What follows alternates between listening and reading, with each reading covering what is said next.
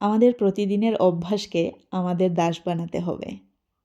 আমরা যেন দাস হয়ে না যাই। ঘুরে ফিরে কিন্তু সমান কথাই। আমরাও অভ্যাসের দাস, দাসও আমাদের দাস। কিত্তা কইতাম গাইজ, এত বাদ অভ্যাস হইছে, মনে হয় যে হুটকির ভর্তা করলেও একটা ভিডিও করি।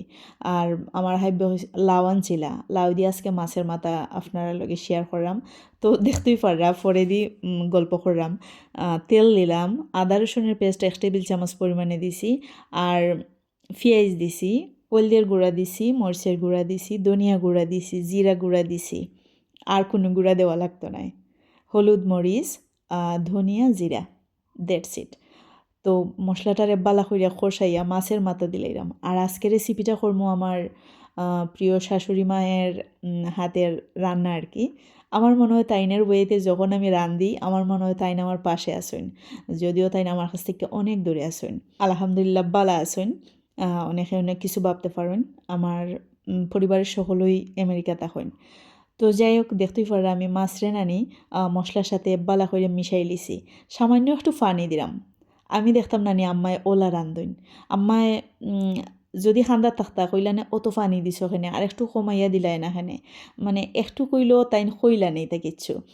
তো আমি দিলেইছি একটু পানি দেওয়ার পরে মাছরে একটু জাল কইরা নেওয়ার পরে নানি মাছ তুলি নিলাম। আমি সব সময় দেখতাম আম্মায় যে রান্তা নানি ওলা মাছ আর কোন তরকারি, বিচির তরকারি রানলে, উড়ি বিচি আছে না, শিমের বীজ রান্না করলে আম্মায় মাছরে বুনা করে আগে দিয়ে ওলা তুলি লিতা, সেম লাউও।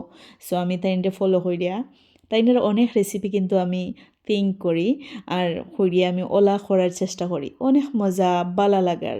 আর এই রেসিপি যখনই করি আমার মনে হয় যে তাই আমার পাশে আসেন। তো যাই হোক, মাছ তোলার পরেই কিন্তু আমি লাউ দিলেইছি।